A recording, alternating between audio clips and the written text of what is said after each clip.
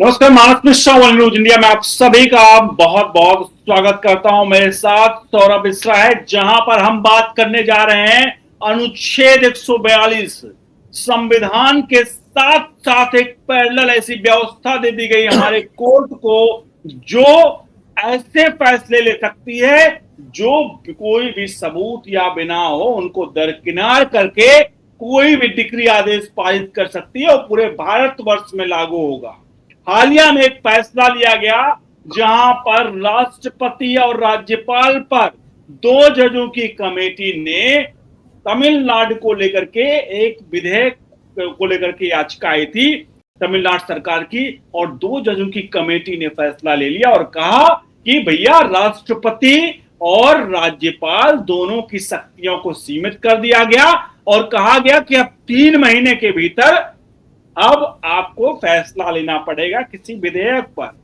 सौरभ, मैं आपकी तरफ आऊंगा, लेकिन यहां सबसे अहम मुद्दा, राष्ट्रपति ने द्रौपदी मुर्मू ने उन्होंने सवाल पूछ लिए 14 कि भैया सुप्रीम कोर्ट से कि भैया ये 14 सवाल हैं, आपने तो मेरी शक्तियां सीमित कर दी और हमें कहा कि भैया आपके यहां कोई विधेयक आता है उस विधेयक को आपको साइन करना ही पड़ेगा, और अगर आप नहीं करते हो तो 3 महीने बाद वो ऑटोमेटिक, मतलब आप सिर्फ एक गुड़िया हो, पपेट हो, आपके सामने कोई फाइल आई, आप नहीं छुई तो ठीक हो गया, आपको दिखा दिया कि आपने भैया आपके सामने आ गई, फोटो क्लिक हो गई, आप चलिए किनारे हो जाइए। यह फैसला लिया गया अनुच्छेद 142 का इस्तेमाल करके। सौरभ, सबसे पहले यह बताइए आप, क्योंकि अभी मामला chief justice of India B R Gavai के सामने है, फैसला आना है, क्या फैसला है, कैसे, उस सबके बारे में बताएंगे। लेकिन सौरभ बताइए, संविधान के जी बिल्कुल एक व्यवस्था अनुच्छेद 142 की भी है क्या कि संसद से कोई भी, पर थोड़ी सी आवाज आपकी थोड़ी सी फिर से पूछेंगे? हाँ, मेरा सवाल था कि अनुच्छेद 142 में के मतलब जैसे संविधान है उसके पैरेलल में अनुच्छेद 142 क्या लेकर आया गया है क्या? क्या संविधान, जैसे संविधान में कोई भी परिवर्तन करना हो तो क्या करते हैं, संसद करती है, बाकायदा बिल लाती है, उसको पारित करती है, और अनुच्छेद 142 में तो सीधे तौर पर जज साहब फैसला ले लेते हैं और काम वही करता है जो एक संविधान में जहां बिल पास करके चुनी हुई सरकार लेकर आती, कोई फैसला करती है और बिल पारित करती है, अनुच्छेद 142 2 सेकंड में वही कर देता है। जज साहब बैठते हैं, भैया चलो कल को तो ये भी कह सकते हैं चुनी हुई सरकार अनुच्छेद 142 के तहत ध्वस्त। क्या कहेंगे आप इस पर? मानस जी, सबसे पहले तो संविधान, सबका विधान, सबका नियम, सबका कानून बहुत स्पष्ट है। इस पर भारतीय जनता पार्टी के निशिकांत दुबे ने कहा था, मैं पार्टी विशेष पर अभी बोल रहा हूं, मैं आगे तमाम उन बुद्धिजीवियों की भी बात करूंगा जो इस पर सरेआम कह रहे हैं कि ये लोकतंत्र की हत्या के बराबर है। और इसका देखिए, 142 लोकतंत्र की हत्या के बराबर नहीं है। इसका यूज मतलब परमाणु बम तो ठीक है हर देश की सुरक्षा के लिए, लेकिन वही परमाणु बम अगर पाकिस्तान को इस तरह से, मान ली पाकिस्तान के पास है, पाकिस्तान को खुलेआम चलाने को मिल जाए बिना किसी देश के पावर के दबाव के, तो 2 मिनट में भारत पर हमला कर देगा।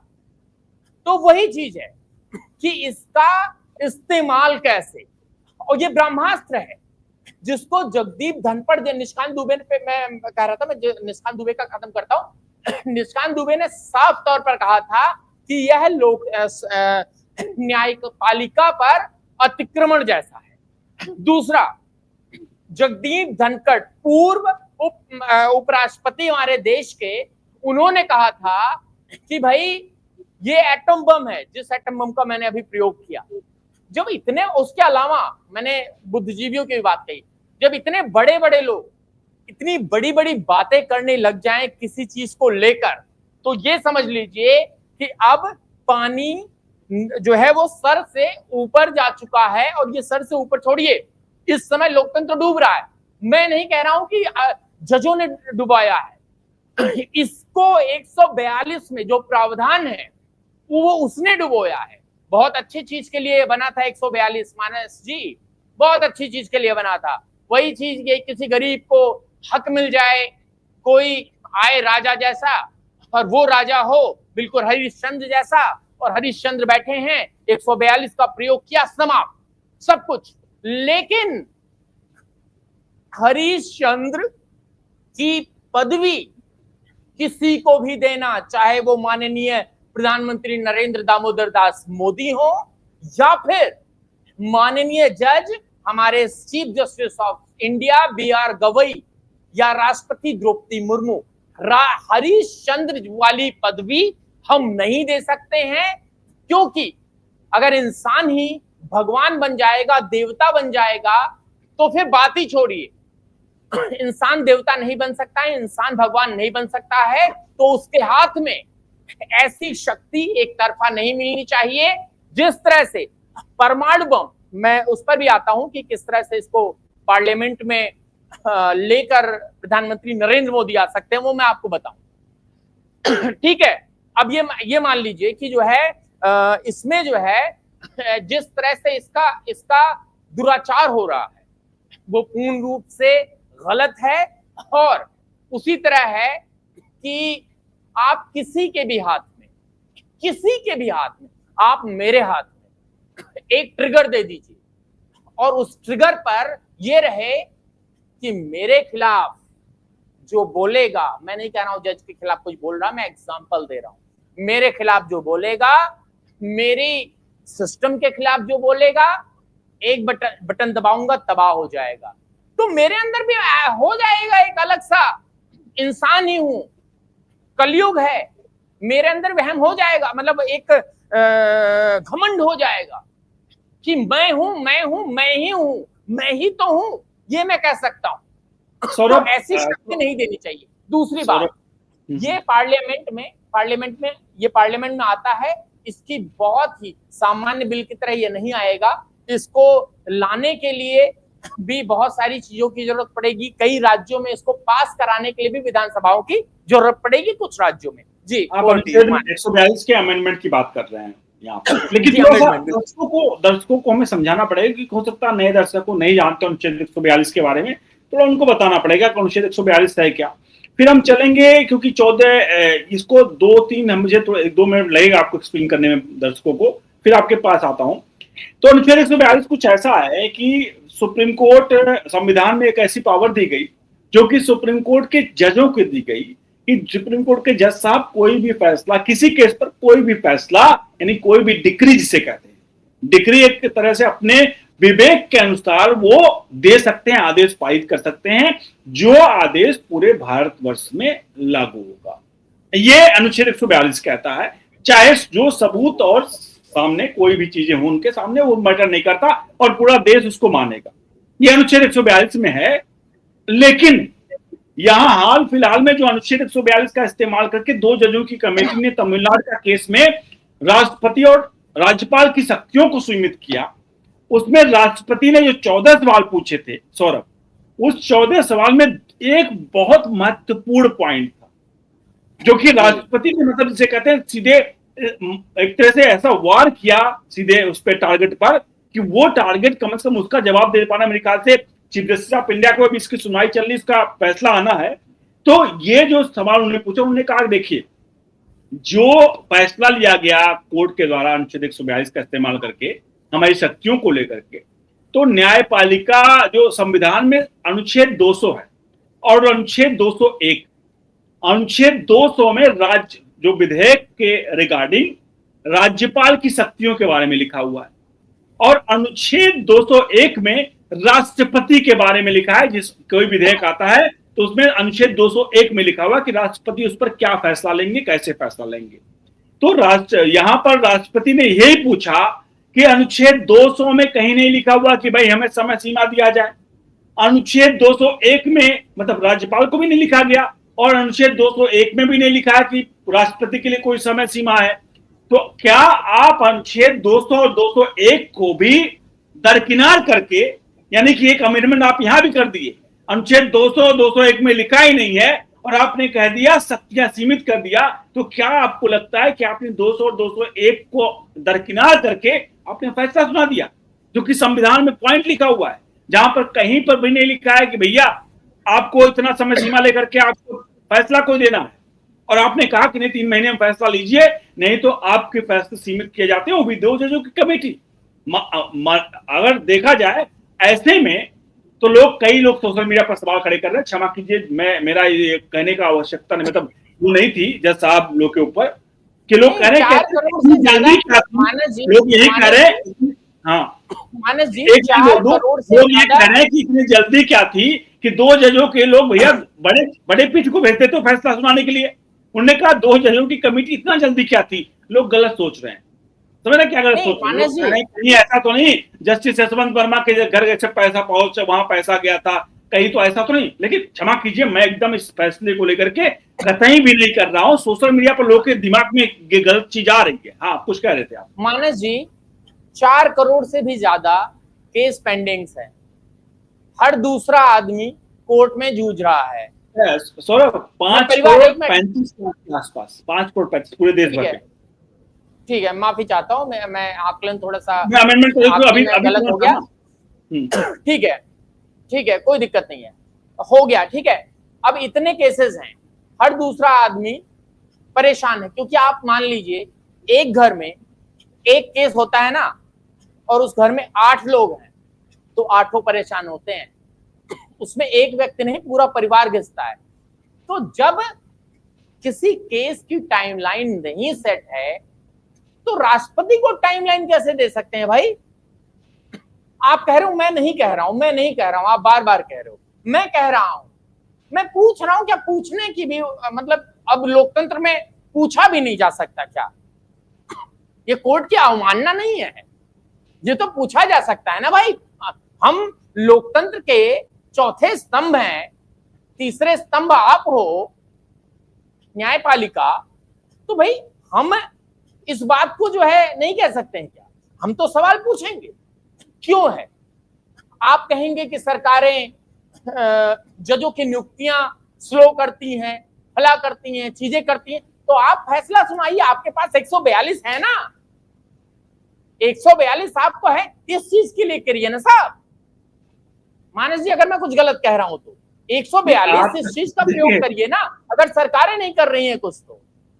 आप 142 ऐसे चीज पर, 1 मिनट, 142 ऐसे चीज पर कर रहे हैं जब कोई सरकार सही कार्य कर रही है, जब कोई एजेंसी सही कार्य कर रही है, करोड़ों की ट्रेल मिल रही है, 200 करोड़ रुपए मतलब हो गया चुटपुटिया बम, एक गठरी में 200 करोड़ मिल रहा है, हजारों करोड़ के मामले हो जा रहे हैं, कैसे कैसे? मानस आपने बहुत ही मतलब देखिए, कुछ चीजों को बड़ा इम्पोर्टेंट वो समझना चाहिए। अभी हालिया में बहुत, देखिए हम मुद्दों पे बात कर रहे हैं तो हमें थोड़ा सा कोट करना पड़ेगा लोगों की बातों को, जिससे लोगों को समझ में आए कि और लोग समझे भी कि भाई ये केवल हमारी आपकी डिबेट नहीं है, देश में हर कोई बात कर रहा है। अभी हालिया में पीएम के सलाहकार संजीव सान्याल साहब हैं, संजीव सान्याल, उन्होंने साफ तौर पर कोर्ट को ले इतना कह दिया कि भाई कोर्ट में जो फैसलों के कारण हमारे जीडीपी 0.5% से 1.5% तक लगभग 1.5 लाख करोड़ रुपए सालाना नुकसान हो रहा है देश को, 1.5 लाख करोड़ रुपए सालाना नुकसान हो रहा है, और कोर्ट के फैसलों की वजह से। साहब उन्होंने इतना ही कहा, और उन्होंने एक चीज और कहा, और आप भी समझ लेंगे, अभी आपने कहा ये लोग भगवान समझ लेते हैं अपने आप को कई लोग। उन्होंने कहा कि जो माई लॉर्ड कहा जाता है, लगता है कि भैया किसी जमाने का है, आज के टाइम पर माई लॉर्ड कहना क्या सही है? उन्होंने वो भी सवाल पूछे, और 2-3 सवाल इस तरह के और पूछे।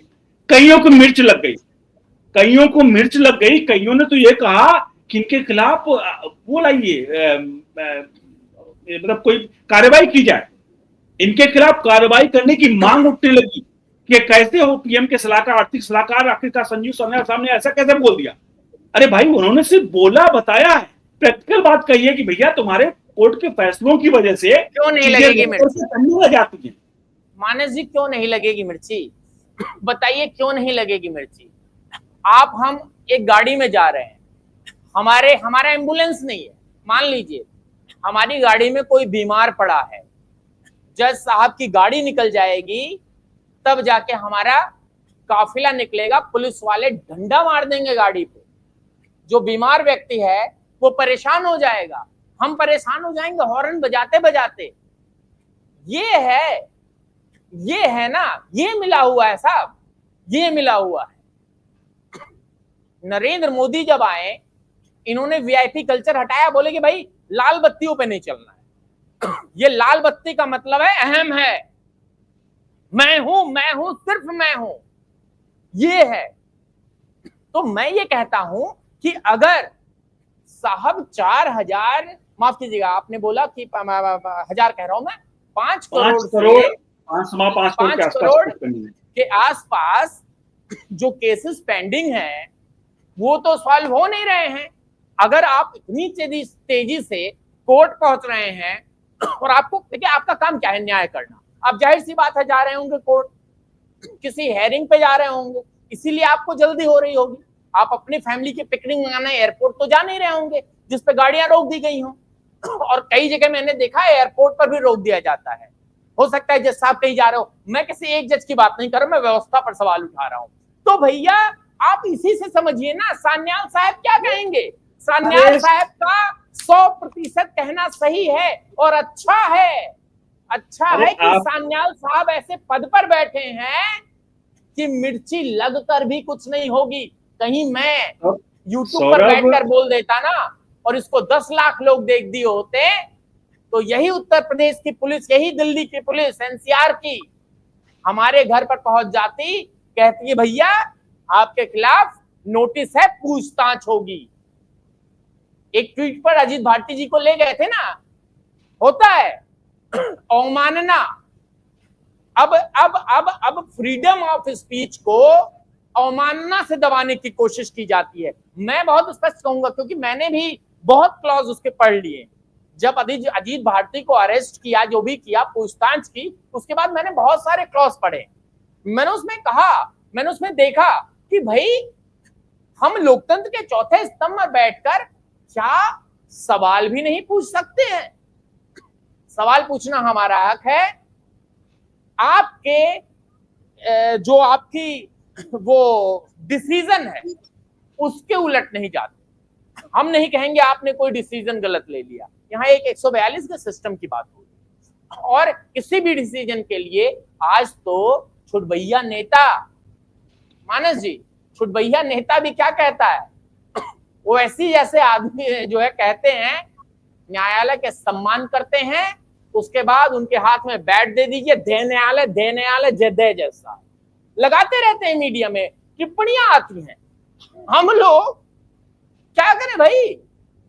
लोकतंत्र के चौथे स्तंभ को दबाया जा रहा है। फिर ऐसे अगर अवमानना का नोटिस इतने पर आने लगे, और यही जी मानस, आपने जो बातें उठाई हैं इसमें पर्टिकुलरली बात ये किया जाए कि मैं सबसे बहुत अच्छा उदाहरण आपको दे रहा हूं।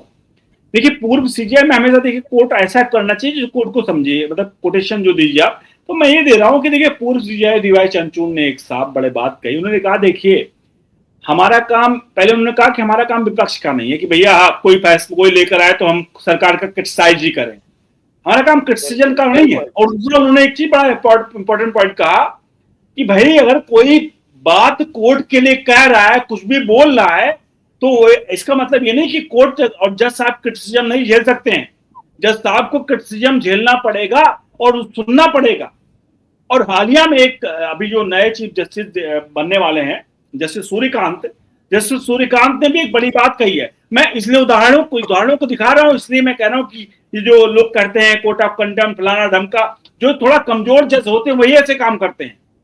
मैं आपको बता दूं यहां पर ये भी साफ तौर पर डीवाई चंद्रचूड़ जो अभी सूर्यकांत साहब बनने वाले हैं उनके पास आया कि भाई जिन्होंने जूता मारा था अभी हालिया में, मतलब जूता मारने का प्रयास किया था chief justice of India B R Gavai पे, उनके खिलाफ अवमानना का केस चलाया जाए, फलाना ढंग का किया जाए, मतलब एक्शन लिया जाए। तो जस्टिस सूर्यकांत ने जो चीफ जस्टिस ऑफ इंडिया आने वाले समय 24 नवंबर को बनने वाले हैं, उन्होंने कहा कि जज साहब लोग इतने मतलब उसके चमड़ी के नहीं थे, बड़े मोटे चमड़ी के होते हैं। अगर इस पर वो लोग इतने छोटी छोटी बातों को लेने लगे तो साहब ये तो गलत होगा। और ये बड़ा इंपॉर्टेंट पॉइंट देखिए, ये देखिए जो कोई अच्छा कह रहा है तो अच्छा कहेंगे, अच्छा कहने में नहीं। तो मतलब साफ है कि जज साहब उन्होंने कहा कि भाई मोटी चमड़ी के होते हैं, और जाहिर सी बात है आप कोई फैसले करोगे, 140 करोड़ लोग हैं, उसमें से किसी ने कुछ कहा, किसी ने कोई बातें रखी, आपका काम का फैसला सुनाना था, उसके कहने से आपका फैसला नहीं बदल जाएगा, या उसके कहने से देश में एक उम्बार उठ गया आपके खिलाफ, सुप्रीम कोर्ट में कुछ गलत हो गया, मानस कुछ जी, ऐसा हो गया, तो मानस समझ जी, में आता है, तो समझ में आता है। चलिए मैं आपका, तो समझ में आता है कि आप कहें नहीं कोर्ट ऑफ कंटेम्प्ट है। अब किसी ने आकर कहीं बोल दिया थोड़ा बहुत, तो आपको लगने लगा भाई कोर्ट ऑफ कंटेम्प्ट सरकार नहीं है कि आपको राजनीतिक दल है कि आपको वोट लेना आगे वाले समय पे आपको जनता से, कि आपके खिलाफ किसी ने बोल दिया आपका वोट बैंक खिसक जाएगा। अरे नहीं, आप ऐसे पद पर बैठे जहां आपको वोट की जरूरत नहीं है, इसलिए आपको कोर्ट ऑफ कंटेम्प्ट इसकी ज्यादा चिंता नहीं होनी चाहिए कि किसी ने क्या कहा किसने क्या नहीं कहा। आप कानून के हिसाब से सही काम कर रहे हो, आप सही हो, दैट्स इट। कुछ कह रहे थे आप थोड़ा? मैं गवई साहब के उस शब्द का, जो बार बार उन्होंने माफी भी मांग ली है, माफी तो नहीं मांगी है, कहा है मैंने, मेरे वो विचार नहीं थे। मैं तो यही कहूंगा ना, मैं जज नहीं हूं, मैं एक पत्रकार हूं, मैं एक पत्रकार हूं। जज तो बहुत बड़े पद होता है, बहुत बड़ा पद। मान लीजिए भगवान जो हमारे संविधान के रचयिता थे, वो उन्होंने क्या कह सकते हैं, भगवान एक तरह अवतार लेते हैं ना, भगवान तो अवतार लेते हैं, लेकिन अवतार नहीं लिया था, बल्कि वो पैदा हुए भीमराव अंबेडकर। लेकिन मैं कहीं पर अगर भीमराव अंबेडकर साहब की मूर्ति टूट जाएगी ना, और मैं ये कह दूं, कैमरे पर कोई विरोध कर रहा हो कि मूर्ति क्यों तोड़ी, और मैं रिपोर्टिंग करते हुए ये कह दूं कि जाओ और कह दो कि आकर अंबेडकर बनवा ले, अरे मेरे सर पे जूते पड़ने चाहिए ऐसे शब्द पर। बल्कि वो भगवान नहीं है, उन्होंने अवतार नहीं लिया है। और भगवान विष्णु पर इतनी बड़ी टिप्पणी, उसके बाद फिर आप कहते हो मेरे शब्दों को गलत तरीके से पेश किया गया, मीडिया ट्रायल हो गया, सोशल मीडिया पर थू-थू हो गई। मैं बीआर गवई साहब को सिर्फ, देखिए मैं किसी जजमेंट के लिए नहीं कर रहा हूं, टिप्पणी के लिए कह रहा हूं। ऐसी अच्छी टिप्पणी किसी को भी नहीं करनी चाहिए। मैंने अपना एग्जाम्पल दिया। गवई साहब आप बहुत पढ़े लिखे हैं, आप जो बोलेंगे सही होगा, लेकिन इस मामले में जो मीडिया रिपोर्ट चली, तमाम चैनलों ने जो चलाया, जो लाइन चला, उस स्रोत के आधार पर मैं कह रहा हूं वो लाइन बिल्कुल गलत थी, वो लाइन बिल्कुल संभालने योग्य नहीं थी। और मैं बता रहा हूं गलती से इस पर मैं दर्शकों से पूछना चाहूंगा कि दर्शक क्या कह रहे हैं कि आखिरकार chief justice of India BR Gavai ने जो बयान दिया था, उस बयान को लेकर के हमने भी खबर चलाई, दिखाई जैसा, क्योंकि देखो उस वक्त हम, जैसे आपने कहा कि हम कोर्ट में नहीं बैठे हुए थे, कोर्ट में क्योंकि कल को कहेंगे आपने सुना आपने देखा, जो मीडिया ने दिखाया, आज तक ने बाकायदा चीजों को लिखा, हमने वही दिखाया, हमने वही देखा, और उसी के बिहाफ पर हमने रिपोर्टिंग की, और उसी के बिहाफ पर जैसा उन्होंने कहा। अब दर्शकों से जानना चाहिए कि दर्शक क्या सोचते हैं इसके बारे में, क्या आप बताइए कि आखिरकार आप लोग क्या सोचते हैं कि जस्टिस बीआर गवई का जो भगवान विष्णु को लेकर, खंडित मूर्ति को लेकर कहना था, उनका कहना इफ बट अदरवाइज, अंग्रेजी का जो भी शब्द रहा हो, वो जो भी चीज रहा हो, लेकिन कहीं ना कहीं सीधा तौर पे एक सनातनी होने के नाते यहां पर चुभा, यहां पर, ठीक है, दिल पे सीधे लगा। एक सनातनी होने के नाते मुझे भी यहां पर लगा सीधे तौर पर। जब मैंने स्टेटमेंट देखा, पढ़ा, तो मुझे लगा कि भाई आखिरकार एक चीफ जस्टिस ऑफ इंडिया के इस बयान का मायने क्या है। आप ये नहीं कह सकते हो कि आप, मानस जी मैं बता रहा हूं, बड़े बड़े संत शांत रहें, बोले संत शांत रहें। कल मैं बाबा बागेश्वर धाम से धीरेन्द्र शास्त्री जी से मुलाकात किया, उन्होंने एक बात बोली, बहुत ही दिल को छू गई। उन्होंने कहा कि हिंदू जो सनातनी है ना, वो एक नहीं है, और सनातनी एक नहीं है, इसी वजह से ये बात हो रही है। और तमाम लोग ऐसी बातें बोलते हैं, तमाम लोग ऐसी बातें बोलते हैं। उन्होंने कहा कि हिंदू को अगर बचाना है, दलित, ब्राह्मण, क्षत्रिय, शूद्र, वैश्य, ये अगर करते रह गए तो सनातन नहीं बचेगा। हाँ, ब्राह्मण अलग मारा जाएगा, क्षत्रिय अलग मारा जाएगा, शूद्र अलग मारा जाएगा, सब जब मारे जाएंगे, ब्राह्मण जब मारा जाएगा तो क्षत्रिय हंस रहा होगा, क्षत्रिय मारा जाएगा शूद्र हंस रहा होगा, शूद्र मारा जाएगा तो दलित, माफ कीजिएगा, वैश्य हंस रहा होगा। लेकिन जब सब समाप्त हो जाएंगे तो हिंदुत्व समाप्त हो जाएगा, सनातन समाप्त हो जाएगा। लेकिन आज तक कोई समाप्त कर नहीं पाया। लेकिन वो किताबों में पढ़ी लाइनें भूल जाइए कि हमको मुगलों ने नहीं मिटाया तो किसके दम है। नहीं, इंटरनेट का जमाना है, बदल रही है दुनिया, संभल जाएं, ऐसा कहा। सनातन के नाम पर मैं कह रहा हूं, मैंने माफी चाहता हूं, मैंने अगर लाइन लंबी खींच दी हो। सनातन के नाम पर उन्होंने कहा कि हिंदू को एक होना होगा, इसके लिए पॉलिटिकल पार्टियों को आगे आना होगा। हालांकि उसी मंच पर दिल्ली के मंत्री कपिल मिश्रा भी बैठे हुए थे और कपिल मिश्रा ने भी इसका स्वागत किया था कि जो है भारतीय जनता पार्टी इस पर लगी हुई है। जी मानक जी, पॉलिटिकल आपने कहा नहीं, पॉलिटिकल देखिए, पॉलिटिक्स और चीजें एक दूसरे से जुड़ी हुई हैं। कहीं किसी भी देश में देख लीजिए, हर जगह चलती है। नहीं कि हिंदुस्तान में कहिए कि धर्म को लेकर के, अरे भाई आप जाकर के एक बार क्रिश्चियनिटी पर बोल दीजिए, आप अमेरिका में आप थोड़ा सा कोई आप चर्च को लेकर के कुछ कर दीजिए, एक बार आप देखिए फिर क्या होता है। आप ये नहीं कह सकते कि आप ऐसा है वैसा है, कि हमारे धर्म के बारे में एक बार बोल के, डोनाल्ड ट्रंप एक बार बोल के दिखा दे, या वहां की चीफ जस्टिस ऑफ इंडिया एक बार बोल के दिखा दे कि चर्च के लोग कोई भी टिप्पणी कर दे, वहां के भगवान यीशु के ऊपर, उनके जो है उनके ऊपर कोई टिप्पणी करके दिखा दीजिए। नहीं करता कोई। हर कोई चाहेगा उनके मन में कुछ भी हो, भाई तुम कुछ भी फॉलो करते हो, किसी को फॉलो करते हो, कोई धर्म फॉलो करते हो, नहीं फर्क पड़ता है। लेकिन जब आप ऐसे पद, मैं बार बार कहता हूं सौरभ, आप जब अभी इस वक्त जिस प्लेटफॉर्म पर हम बैठे हुए हैं, हमें एक जिम्मेदार व्यक्ति बनकर बोलना पड़ेगा। हमें कुछ ऐसा नहीं बोलना होगा जिससे कम से कम कुछ लोगों की भावनाओं को हाथ पहुंचे। अब हम तो फिलहाल बहुत छोटे पद पे हैं, सौरभ, हम बहुत छोटे पद पे हैं, चीफ जस्टिस ऑफ इंडिया। भले आपकी विचारधारा कुछ भी सोचते हो, अब अपने आप को कहें कि हम इस समाज से आते हैं जहां हम, मेरे परिवार का ये था वो था फलाना ढमका था, लेकिन सच्चाई तो यह है कि आपके परिवार, पिताजी साहब के पिताजी साथी थे अंबेडकर के। वो सारी चीजें, बहुत सारी चीजें हैं जो थी। लेकिन कतई भी आपको ये जो शब्दावली का इस्तेमाल उन्होंने किया, मुझे लगता है कि आप ऐसे पद पर बैठे हुए जहां आपको लोग फॉलो करते हैं, आप जो कहते हैं ना कि ये लोग फॉलोअर्स हैं, अरे इनके इतने फॉलोअर्स हैं, नहीं, उनके फॉलोअर्स सिर्फ दिखावे के लिए टीवी पर और सोशल मीडिया पर है। चीफ जस्टिस जब कोई बनता है तो पूरा देश उनको फॉलो करता है। 140 करोड़ लोग उनको फॉलो करते हैं कि हमारे जस्टिस साहब ने क्या किया, कहा, हमारे प्रधानमंत्री ने क्या कहा। वो सबके प्रधानमंत्री होते हैं, वो सबके चीफ जस्टिस ऑफ इंडिया होते हैं, और अगर वो कुछ कहते हैं तो पूरा देश सुनता है।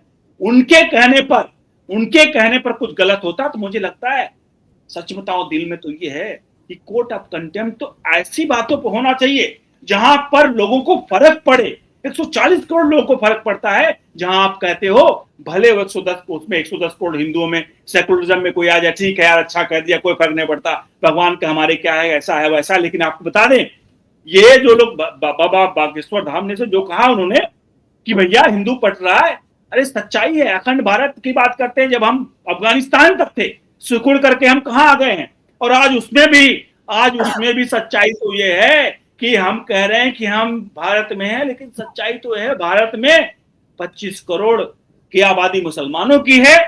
जो आज अगर सही बात करें तो बहुत सारे लोग ऐसे हैं, इसमें सच्चाई कड़वी होती है, बहुत सारे लोग ऐसे हैं। वक्फ बोर्ड है, वक्फ बोर्ड में बात करें तो 10 लाख एकड़, पिछली 40 लाख एकड़ की बात कर रहे हैं संसद में, यहां पर बात की गई है संसद में 40 लाख एकड़। एक बार हिसाब किताब लगा लीजिए, पाकिस्तान और निकल के बाहर हो चुका है वक्फ बोर्ड के नाम पर। तो हम जो बात कर रहे हैं कि धर्म के नाम पर फलाना ढमका, बहुत सारी चीजें एक दूसरे से जुड़ी हुई हैं। हम जब आपस में डिबेट कर रहे हैं तो मुझे लगता है काफी देर से डिबेट हो गई है, तो हम लोग भी यही कर रहे हैं। जब पीएफआई पे देखिए, जब पीएफआई पर बैन लगता है तो अमित शाह गलत होते हैं, जब नरेंद्र मोदी 80-20 बोल देते हैं तो नरेंद्र मोदी गलत होते हैं, समझ रहे हैं आप, गलत होते हैं। और यही इसी देश का सेकुलर हिंदू उनको गलत बता रहा होता है। लेकिन वो 2014 से, अब कोई गोदी मीडिया कहे तो आप कह लीजिए, बड़े आराम से कह लीजिए, मुझे कोई फर्क नहीं पड़ता। जब 2014 से 2025 के आंकड़े उठाकर देख लीजिए कितना बड़ा बड़ा बदलाव इस देश में हुआ है। महंगाई, बेरोजगारी की जहां तक बात है, सरकार को काम करना चाहिए, बहुत अच्छे से काम करना चाहिए, पेपर लीक नहीं होने चाहिए, बहुत गलत है। लेकिन इसके साथ साथ में जो कार्य पेपर लीक तो कोई भी रोक देगा। मैं कह रहा हूं, मैं ये नहीं कह रहा हूं कि गलत है, सही है पेपर लीक रोकना, लेकिन जो 2014 से नरेंद्र दामोदर दास मोदी ने कर दिया ना साहब, वो आज तक कोई नहीं किया है। और सौरभ, मैं यहाँ पे आपको रोकूंगा क्योंकि वक्त ज्यादा हो चुका है, इसमें हम क्लोजिंग की तरफ बढ़ेंगे और हम इस मुद्दे पर आगे बहस करेंगे इसी प्रोग्राम में, जहां पर हम डिबेट पे आते रहेंगे। आपको ओनली न्यूज इंडिया पर ये प्रोग्राम देखने को मिल जाएगा और ओनली न्यूज 24/7 पर भी इस तरह के प्रोग्राम हम लाते रहते हैं। तो आप जाकर के only news India, only news nation, only news 24/7, only news हमारा ग्रुप है काफी बड़े, जहां पर हम लोग अपने चीजों को आपके सामने पहुंचाते रहते हैं। तो फिलहाल अनुच्छेद 142 पर बड़ा फैसला की बात जो कर रहे थे, आखिरकार कब इस पे बदलाव होगा, आने वाले समय में सरकारें देख सकती है इस पे, क्योंकि बहस होगा तभी किसी बात पे फाइनल आंकड़े पर पहुंचा जाएगा, फाइनल फैसले पर। इसके अलावा जल्द ही बी.आर. गवई के द्वारा जो राष्ट्रपति के द्वारा शक्तियों को सीमित किया गया था, उस पर क्योंकि 23 नवंबर को रिटायरमेंट है, उससे पहले फैसला आ जाएगा। महज गिने दिन बचे हैं, इस पर फैसला होना है। लेकिन देखिए आखिरी दिनों में chief justice of India BR. Gavai कौन सा फैसला सुना के जाते हैं और क्या फर्क पड़ता है उस पर, देश पर। आप सभी से अनुरोध करेंगे वीडियो को लाइक शेयर जरूर करेगा, चैनल को सब्सक्राइब करके बेल आइकन जरूर प्रेस कर लीजिए। बने रहे ओनली न्यूज इंडिया के साथ। बहुत बहुत धन्यवाद।